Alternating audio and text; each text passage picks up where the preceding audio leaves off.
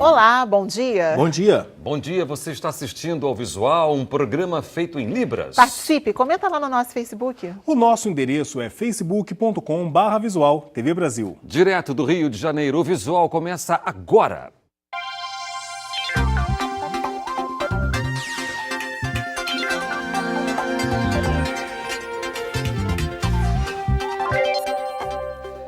Carne ou salada? Uma pesquisa revela que o brasileiro prefere a proteína.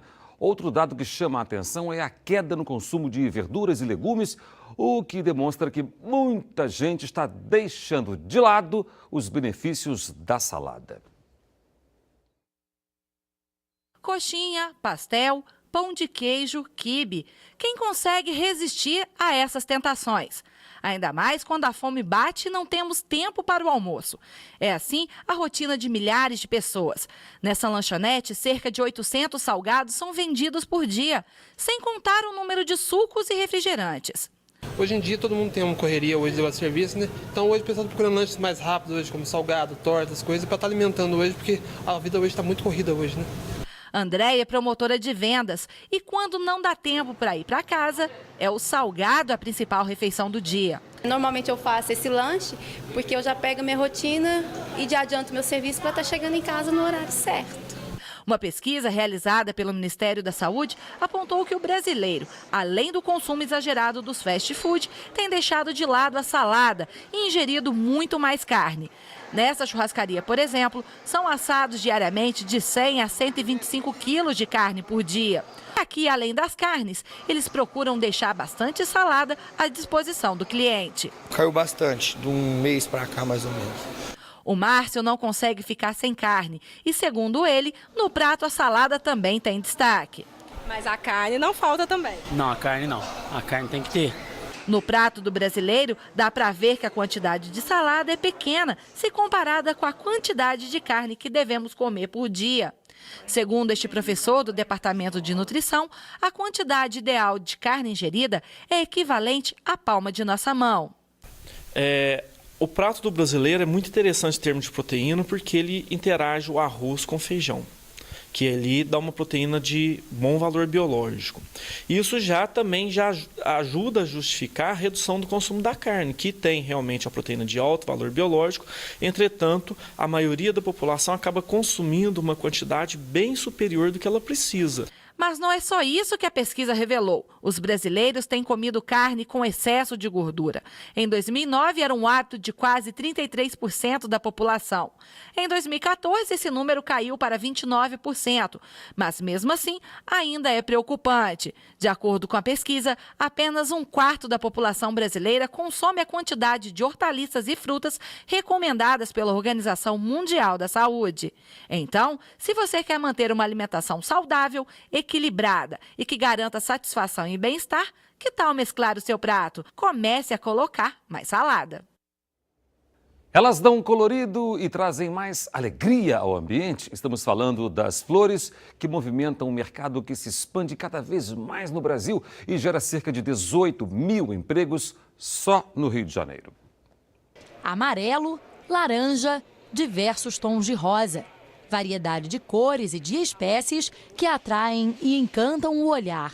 O Rio de Janeiro é um dos maiores polos de produção de plantas e flores ornamentais do país, atrás apenas de São Paulo. E os municípios aqui da região serrana estão entre os principais produtores do estado.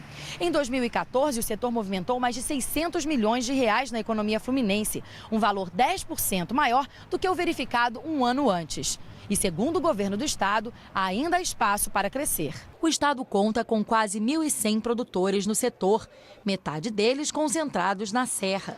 O estado do Rio ele tem altitudes que favorecem principalmente as flores de clima temperado. O estado do Rio tem uma grande vantagem, ele tem uma infraestrutura, rodoviária que favorece isso. Os produtores confirmam a tendência de expansão, mas dizem que ainda falta infraestrutura para acompanhar o crescimento da cadeia produtiva. Luiz Cláudio produz flores ornamentais em Petrópolis, na região serrana do Rio, há quase 30 anos. Na última década, dobrou a área cultivada, que hoje é de 3 alqueires, e o número de funcionários em sua propriedade, que passou de 8 para 15. Vai crescer mais ainda, porque tem muita gente. Há 10 anos vendia muito menos. Hoje vende muito mais, só que é muito mais gente plantando também, muito mais gente vivendo disso. Este outro produtor cultiva folhagens e flores tropicais em Campo Grande, zona oeste do Rio, e vende a produção na central de abastecimento do estado. Ele acredita que a atividade é impulsionada pelo desenvolvimento do setor de eventos, mas lamenta gargalos para escoar a produção e a vulnerabilidade às flutuações econômicas. Aumentou muito a parte do frete. Aumentou também a parte do adubo, a gente pagava 57, 60, agora a gente paga R$100 no saco de adubo. Quem depende do mercado de flores diz que, além de lucros, ele garante outro tipo de retorno. A flor tem uma capacidade de deixar as pessoas mais sorridentes, mais felizes. E foi apostando nessa característica que este analista de sistemas passou a se dedicar à produção de orquídeas, a planta ornamental em vaso mais comercializada em todo o mundo. Hoje ele cultiva neste orquidário, em Maricá, região metropolitana do Rio, 400 mudas por ano, que são vendidas para todo o Brasil. A demanda continua sendo maior que a oferta e o consumo per capita de plantas ornamentais e de flores, mais especificamente no Brasil, ainda é muito pequeno quando comparado a países do exterior. Então a gente tem uma oportunidade grande de crescimento. Quando a gente compra uma orquídea ou ganha uma orquídea, eu acho que a gente está levando um pouco mais que uma planta, né? Está levando para casa emoção, está levando para casa cheiro, está levando para casa lembrança. Encerrando a série Cenário Olímpico, hoje a gente conhece um bairro com tradição militar centenária, mas que também respira esporte há pelo menos 10 anos, viu, Cláudia? É, Davi. Com vocês, Deodoro. Bem-vindo à Vila Militar. Bem-vindo a Deodoro. Um bairro cuja história se confunde com a do Exército Brasileiro. Inicialmente existiam 3 fazendas aqui, a fazenda de Jericinó, a fazenda de Sapopemba e a fazenda dos Afonsos. Essas 3 fazendas elas foram compradas, né, pelo então governo na época e destinadas à criação da Vila Militar. Na primeira década do século XX, a região conhecida como Sapopemba foi rebatizada. Uma homenagem ao marechal que proclamou a República em 1889 e primeiro presidente do Brasil. Este foi o primeiro quartel a ser construído na Vila Militar, uma obra datada de 1908. A intenção era centralizar o exército na primeira capital da República, o Rio de Janeiro. A presença das tropas passou a ser uma das identidades da região. A outra passa pelos trilhos do trem. A estação de Deodoro é uma das mais movimentadas e importantes do sistema ferroviário carioca. Lá embarcam aproximadamente 8.000 pessoas por dia. A linha que liga o bairro da Zona Oeste ao centro, na verdade, existe desde 1859, quando foi inaugurada a chamada Estação Sapopemba. Hoje, Deodoro se liga ao passado pelos trens e olha para o futuro através da super obra da Transolímpica, um corredor de 26 quilômetros que promete modernizar o transporte na cidade às vésperas da Olimpíada. A obra é mais um exemplo da importância que a região assumiu para o esporte brasileiro. Deodoro foi escolhido como uma das sedes dos Jogos Pan-Americanos do Rio em 2007. A Vila Militar passou por reformas e ganhou 4 novas instalações, o chamado Complexo Esportivo de Deodoro. Foi só o primeiro capítulo de um namoro com o esporte que continuou durante os Jogos Mundiais Militares de 2011, quando o Brasil brilhou. Para disputar a competição, diversos atletas de alto nível foram convocados pelas Forças Armadas. Foi a comprovação de uma máxima militar. Considerando as reformas e construções que estão sendo feitas para os Jogos de 2016, o Complexo Esportivo de Deodoro vai ocupar uma área total de 10.000 hectares, o equivalente, por exemplo, a 14.000 campos de futebol. E por aqui, o cardápio olímpico das 9 instalações vai ser bem variado. Tem modalidade para todos os gostos. Basquete, pentatlo moderno, hipismo de adestramento com curso completo de equitação e saltos, hóquei sobre grama, tiro esportivo, rugby, ciclismo BMX, mountain bike, canoagem slalom, esgrima em cadeira de rodas, hipismo paralímpico, tiro esportivo paralímpico, futebol de 7. Ufa!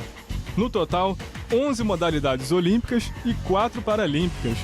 As instalações feitas para o PAN passam por reforma. enquanto outras 5 estão sendo erguidas.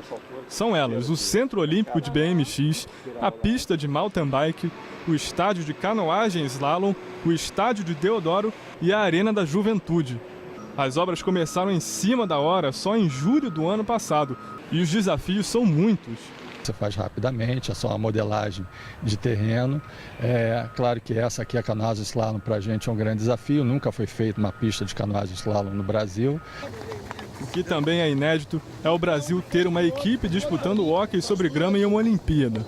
Atualmente, a seleção está sem lugar para treinar, já que o centro da modalidade em Deodoro está sendo totalmente refeito. Os meninos estão ansiosos, porque aquela vantagem de você jogar em casa. Então querem conhecer, já querem treinar o máximo no campo.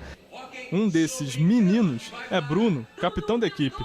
Por ser militar, mesmo sem poder treinar, ele vem acompanhando de perto a situação em Deodoro e tirando fotos para registrar o momento histórico junto com os operários. Um momento assim que a gente confraterniza, porque eles não conhecem quem são os atletas. A gente passa, nós jogamos hóquei, sou atleta também da seleção, eles falam, pô, legal, vou tirar uma foto aqui com a equipe e tal. Já os atletas do pentatlo moderno ainda podem desfrutar do local para treinar, mas não como gostariam. Esses tapumes que ficam bem próximos deles são um sinal de que a obra invadiu um pouco o habitat dos atletas. Por enquanto a gente não pode usar nada, porque está tudo em construção, a gente tem que adaptar usando uma piscina menor e correndo num espaço reduzido. Com tudo certo e pronto, Deodoro, curiosamente, vai ser palco de modalidades pouco populares no país, mas a expectativa é de apoio total. E o Visual termina por aqui. Um bom dia para você. Muito obrigada pela companhia. Tchau. Bom dia. Tchau para você.